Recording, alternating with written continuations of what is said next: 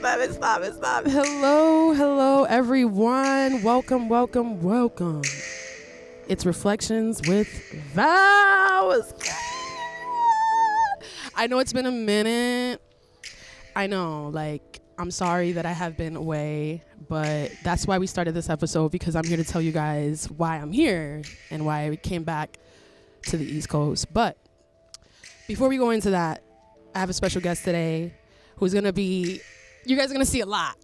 Not on my show, but just in general a lot, because we have a lot of things coming up. But I'm going to let him introduce himself and let him know where you guys can find him and follow him at. So go ahead.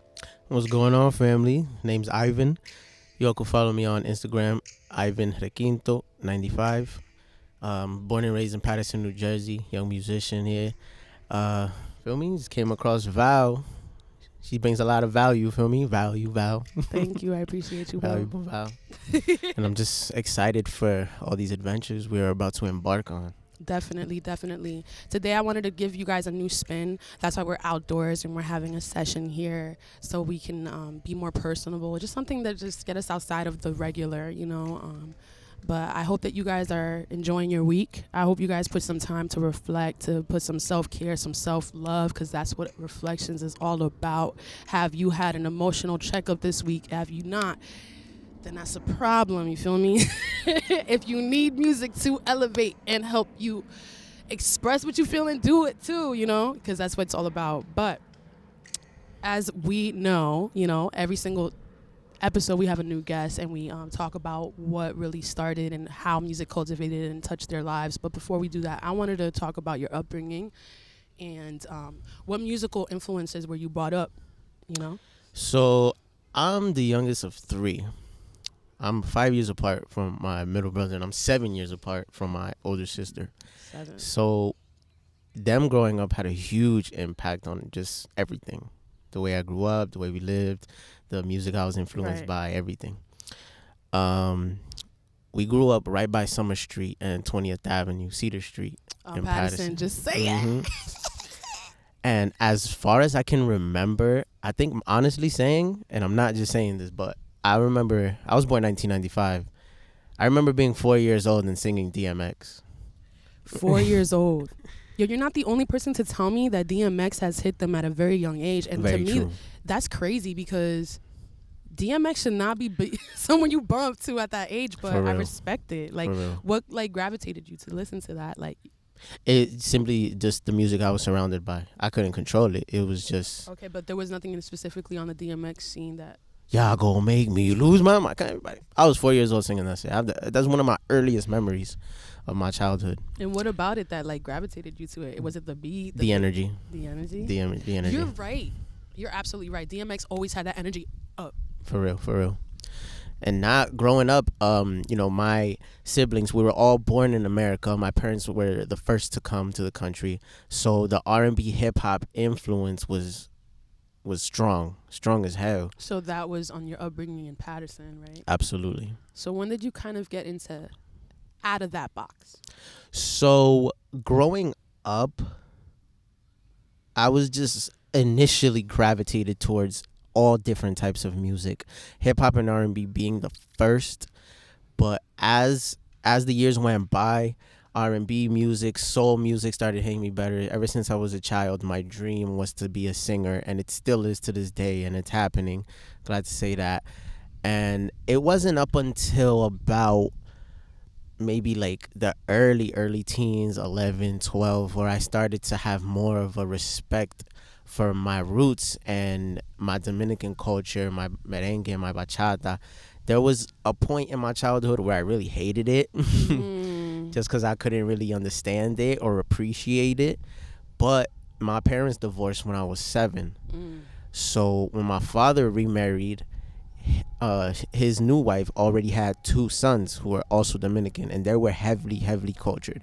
So when I would go sleep over my dad's crib and link with my stepbrothers, they were playing típico, they were playing merengue, they were playing bachata. And at first, I hated it. I would get angry. I would tell them to turn it off. They were heavily influenced by hip-hop as well, obviously, because they was from Paterson, too. Right. But they took a lot of pride in their culture's music. At first, it made me feel uncomfortable, but my Spanish started getting better. it was just becoming a regular thing. And how old were you then? I was about 10 years old. Okay, so 10 years old, you were introduced to that. And then when you started dipping your feet a little bit more into that and grabbing the guitar, how old were you then? I was already, because I have a huge imagination, so I was already like imagining myself. I'm a Gemini, so I'm a natural born performer. So I think that's like a huge inclination when it came to the passion for singing and music. And also, I just would start imagining me playing guitar. Like, the guitar was just a dope ass instrument. Obviously, everything was dope to me, but something about the guitar, I just thought that was cool. Yeah. But how old were you when you picked it up? 14. Okay. Not up until I was 14. So 14, you picked it up. But your brother was given a guitar first, right? Wasn't he?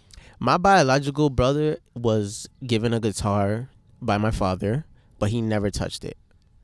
Did you use that guitar eventually or not really? I didn't. I never touched that guitar. At the moment of my childhood, I was just all over the place. I was living in my own little world.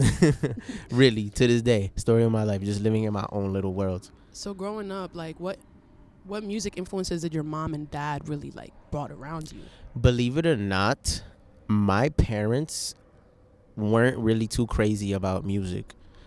They were more, my mom was extremely religious, and to this day, she actually doesn't like the fact that I play bachata. She wants me to eventually play for the church, which could still happen. And then my father was an entrepreneur since who knows. He went to the army before I was born. He came out. He was an entrepreneur for a minute. He did like HVAC, and then he after my parents' divorce, he opened up his own dollar store. So my father was very strict. Work. Got you.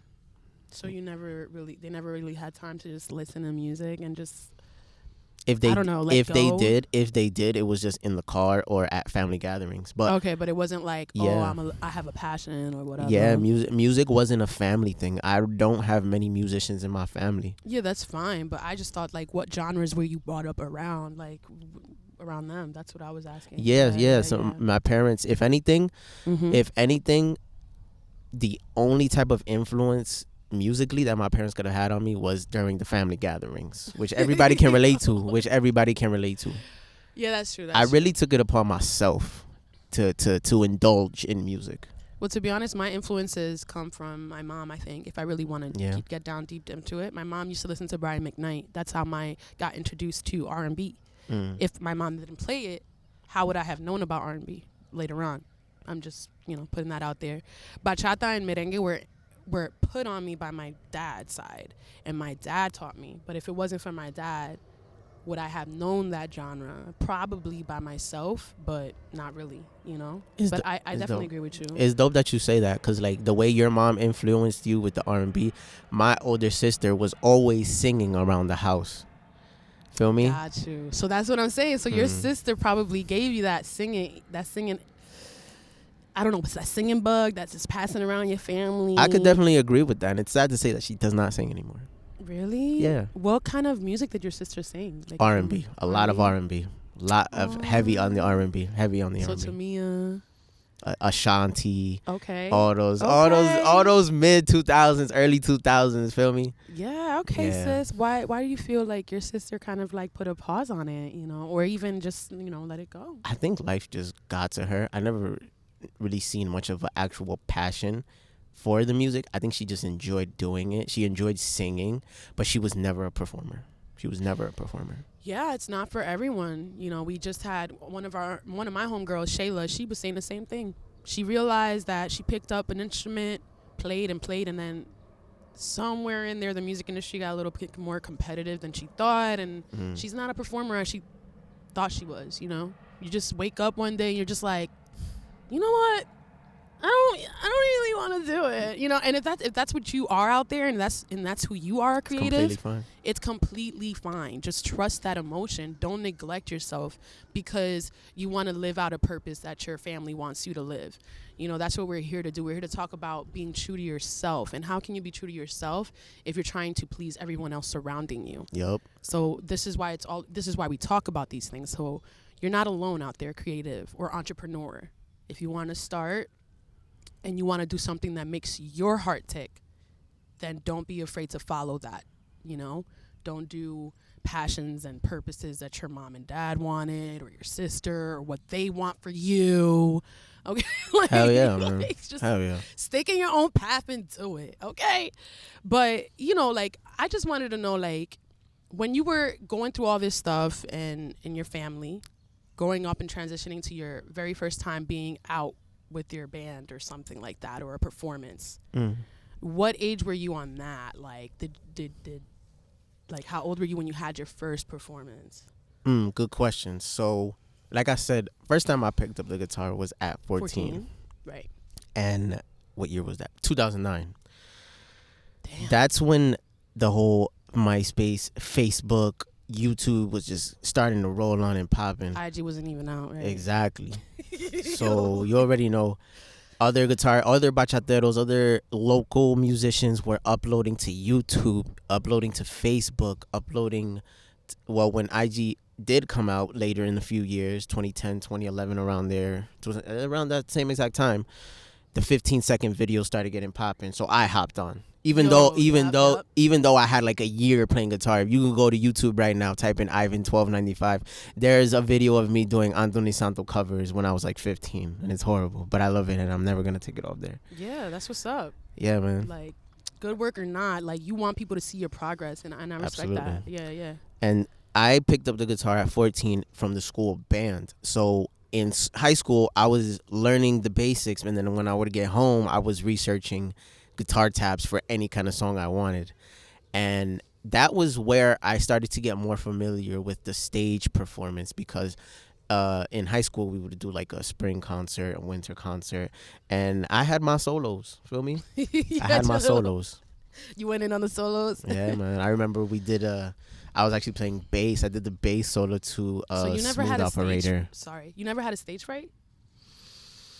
Like, at all? It grew on me. I'm gonna be real with you. I'm terrified. I was terrified. I was definitely 100% terrified. No, I definitely did. For that Sade solo, I put my shades on. Feel me? Shades help a lot. Shades do help for people who are dealing with anxiety or stage frights. I've seen it. But my very, very first introduction, on my very first performance, I'm talking about, I had stage fright. I don't know how you did not have a stage fright. And I refused to get a solo because I had a stage fright. I didn't like eyes on me. I didn't like the spotlight. And I still don't, which is why it took me so long to start Reflections. Okay? Yeah. I definitely wasn't a natural. It took me a while, but... See, I'm a natural, and everybody always like, no, you got to do something. And I'm like, no, I don't want to do it. that was me when I was always like, no, you got to do something. And I'm like, no. And even now, like, Joe had to pull me out and be like, no, you got to do something. And I'm like, damn.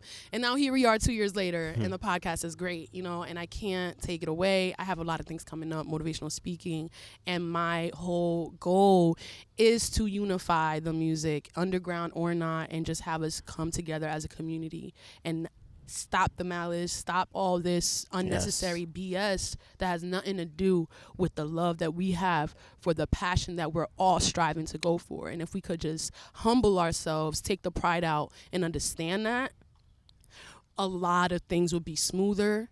We would do things together. Shoot, I figure we would have festivals in Jersey. I'm with it. Even festivals in New York, and we just all come together if we just take the pride down. You feel me? Like, that's just what we need to do. And even in real life, like, pride is the devil, as J. Cole said. Okay? Pride is the devil. I feel they got a hold on me. No, man, don't get started. But the lyrics on that, too, let's talk about that. The lyrics on that song literally say, like, pride will make you flash 1,000 followers, like you the man. But you not. And he's right. Just because you got $1,000 doesn't mean you got to flash it. You just started. You just started. Like, he was talking about people claiming that they're putting in work, but they're not putting in work. They're doing half. You feel me? Like, so how much do we really want it as creatives to do what we want to do? You got to step outside of your comfort zone, and that would require you performing for your first time. Like, that's you stepping out of your comfort zone, having that first performance, having that first stand-up, having that first acting gig, having that first audition. That is what's going to get you more comfortable in what you think is uncomfortable for you. But if this is your purpose and this is what you have a natural passion in, again, you have to tap in and believe in it. You feel me? Because we need to see that gold. We need to see it. But you don't think that growing up, like in your life, what do you have a specific moment where you had a trauma that you dealt with and music helped you cope with it? At any Man. age, we're talking. It does not have to be anything specific. Just let me know. Oh man, who hasn't? To be honest, I love that answer. now that I look back on it, I'm having trouble answering the question because it's like There's a couple. I was bullied heavily in school, and I was just picked on by everybody. I was just that kid that you picked on. Feel me? Like you walk in the room, I was the funny looking one. It's like, hey, I'm gonna pick on that kid. You're not funny looking. You know, you and I had that same issue. The glow up was real. But I don't think you were funny looking because I saw you. I saw your YouTube video. I don't know. I saw his YouTube video. Y'all go check him out on this channel. Triple threat. Acne, glasses, and braces. Bro, at least you had braces. Okay? I had a gap my whole life. My gap was bigger and it closed as I kept growing in teeth. You know what I'm saying? But if I had a mom that had money to give me braces, I used to pray every day. When I used to go to the dentist, I used to get so excited. I used to be that kid like, oh my God, I'm going to get my braces. Never got a brace. Damn. So, yeah. Yeah, we're right on the same boat. I feel like you were just that guy that was just quiet in class, and that guy was like, oh, we could just pick it on him because he's not even going to have a comeback or nothing. It wasn't just about me being quiet. My nickname in high school was Ugly. Really? And music helped me cope with that because I was just that kid who always had his headphones on. And I was just, seeing as how in high school I just picked up the guitar, and I was just heavily indulged in bachata or anything that had a lot of guitar. And yeah, that was me. I was the kid with the headphones in his ear all the time. Okay. All the time. So what song is that? That's what I'm asking. And what lyric helped you get out of that specific trauma? Sheesh. How do I even pinpoint that? It's okay. Take your time. Oh, man. Give me a artist or a song. It doesn't matter. Damn, bro. Heavy on the hip hop too. I was a crazy hip hop head. Oh, I'm so sorry, guys. You good, man? You good? There's no guitar right here. I didn't want to do that. You know what I'm saying? Sheesh. Who can I choose right now? Oh my God, I have such a huge passion for lyrics, like especially in bachata music because they're so passionate. You could choose whichever one and then translate it if you want the audience to understand the lyric, because that's what I do too. Sometimes I pick for the lyric of the week. I did Bad Bunny, and I said, "Si mañana me muero, ya estoy acostumbrado a estar en el cielo," and that shit just resonates with me. That says that if tomorrow I die, I'm already used to being in heaven. Like, like in private, I'm celebrating. Like, that's what he's saying. And then in my neck, I got ice. Like, that's a bar. You know what I'm saying? Pride is the devil got a couple bars, but this is recent music. You know what I'm saying? But if we want to talk about music that helped me get out of a trauma, and I always just like to pinpoint it, whenever I got picked and bullied, I would be called ugly as well because I had the biggest lips in my face and a big, like a huge ass gap. So growing up wasn't really well. So listening to Christina Aguilera, You Are Beautiful, really, really healed those holes that my school created. So I would go home and I would listen to You Are Beautiful, no matter what they say. Words can't bring me down. And that's what would give me strength to go back to school the next day and be like, nah, words can't bring me down because I know I'm beautiful. That's the power of music therapy. For real. For real. So seeing as how I'm having trouble just pinpointing a song, but like I said earlier, I have a huge imagination, and one method to this day that would just ultimately just up my boost or like off the rip would just be me like just imagining myself performing for my family or at some certain occasion. I would do that on the daily, and it would just feed my hunger, you know? Yeah, songs like fucking, I don't know, Loco de Amor from Luis Vargas, overplayed as bachata, but that was one of them that really inspired me while I was in high school, you know what I'm saying? Like inspired you to do what? Inspired me to keep going. Inspired me, like, because these songs, like, you got to learn these songs. You got to practice playing these songs to the right speed, to the right texture, you know? So you're more thinking of technicality. I'm more thinking of emotional. I'm thinking of what touched you and impacted you emotionally. That's what I'm thinking about. Yeah, we can envision ourselves performing. I envision myself performing You Are Beautiful by Christina Aguilera. I picture myself And that's what I doing mean. Beyonce. And that's what I picture mean. myself- yeah. And that's what I mean. Like, it would uplift my energy, my emotions off the rip. It doesn't matter if I What was the genre was or what was exactly. Just simply me listening to the music and imagining myself rapping or playing the guitar or singing to a crowd like that. I would inspire myself that way in a strange sense. Hopefully somebody out there can relate to this. But Right. but that would uplift my mood automatically to this day. Like, if you catch me smiling for no fucking reason, I'm probably imagining myself performing. Like, that always helped.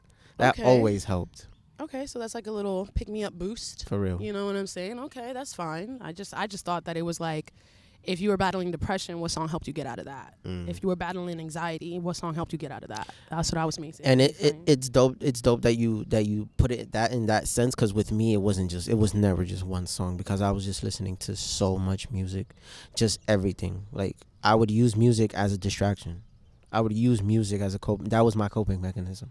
That was your coping mechanism, period. And regardless of how bad somebody else made me feel, I just always had this belief endowed deep inside me. Like, it was just always there.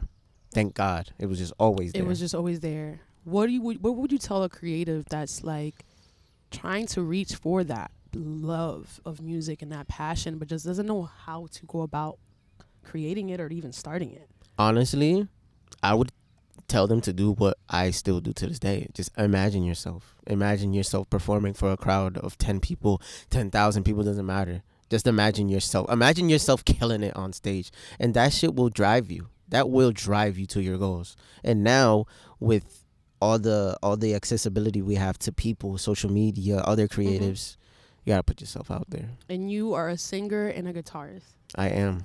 Or is there any other thing in the hat that I need to know about now? I mean, I want to branch out towards a lot of other methods of creativity, you know, whether it's acting or improv, or I enjoy learning about mixing and mastering. I enjoy music production as well. Believe it or not, I'm still interning. I'm an intern for Second to None Music Entertainment. It's a local independent record label out of Patterson. Shout out Latin Will.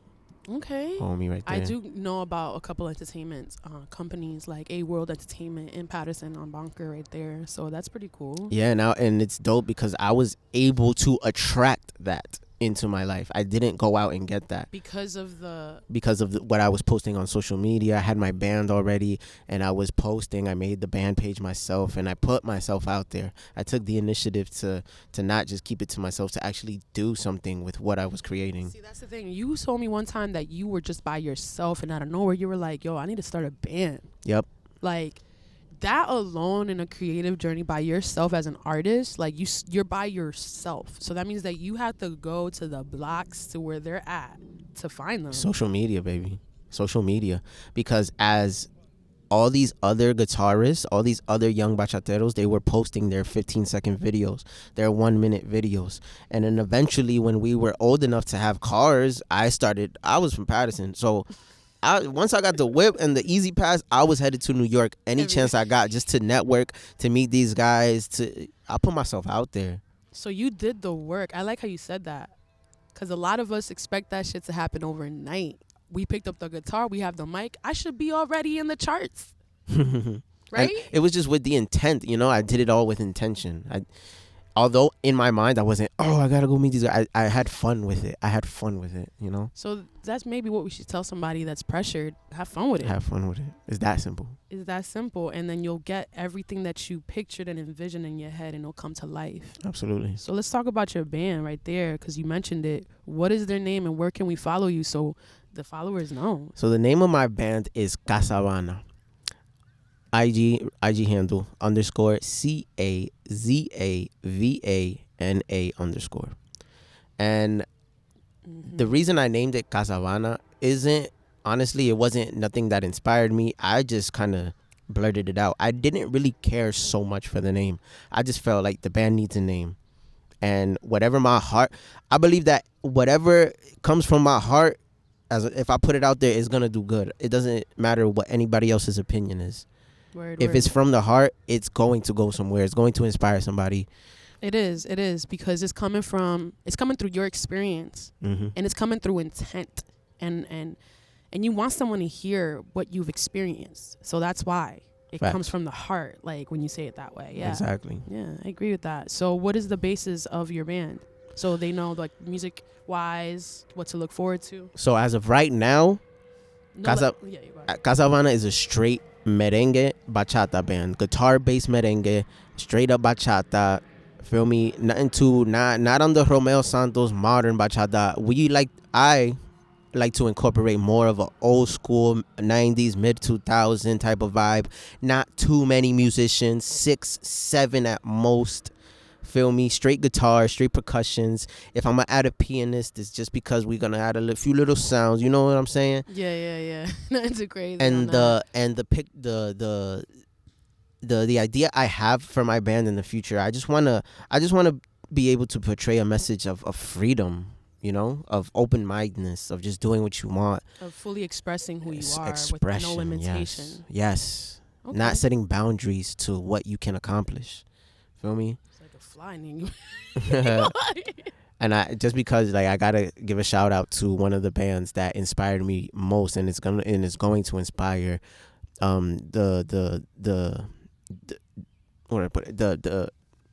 the image and the way my band's gonna move. I just feel me. Let me shout out Afro Dominicano from Brooklyn. Yeah. They are a merengue fusion band. I suggest you go check them out because they are breaking barriers.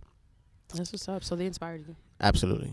And they're already doing hits and stuff like that around. Yeah, man. They're about to drop their second album.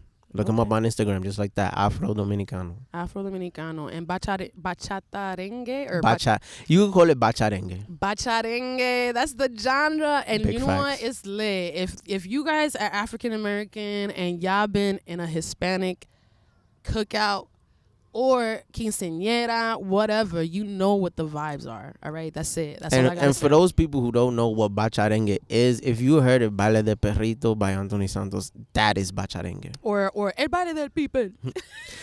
That's different. That's a different style of merengue. Bacharengue is straight up guitar based merengue. So, what's the song? Anthony Santos ¿qué? El Baile de Perrito. Oh, mira, que no baila. El perrito. Yeah, that shit. Everybody El knows that perrito. song. Everybody knows that song. To be honest, that gets me up and exactly. It gives me this joy and this feel. Exactly. And that's what his genre in Casavana or Casavana. Yep. Casavana, I always mess it up. I need to get better. It's all good. Casavana, like, they give you that. They make you want to dance. They make you want to just let loose. That's the whole point. Get the stress out of the way. Get the week out of the way. Shake your ass. Shake it. Shake your ass. Grab a partner. Don't be so like, do something. Like, for real, man. We need to bring that back. Yes, we do. Because I feel like everybody's so uptight. You gotta perform for us. Like, no, let loose. You know, get a little dancing. You know Absolutely. So what are we gonna look forward to for the rest of the year? So my followers know. You know, like, what are your plans? Thank you. But like, thank you.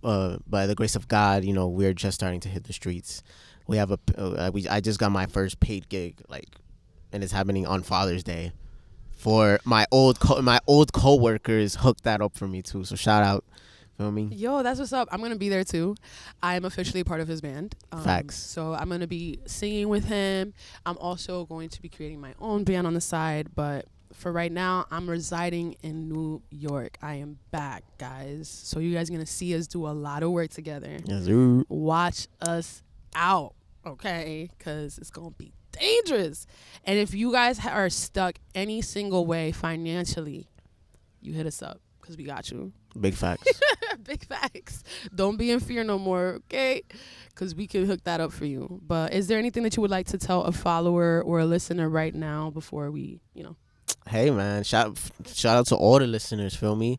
Thank you for having me here. Yeah, being able to give me a platform to speak on.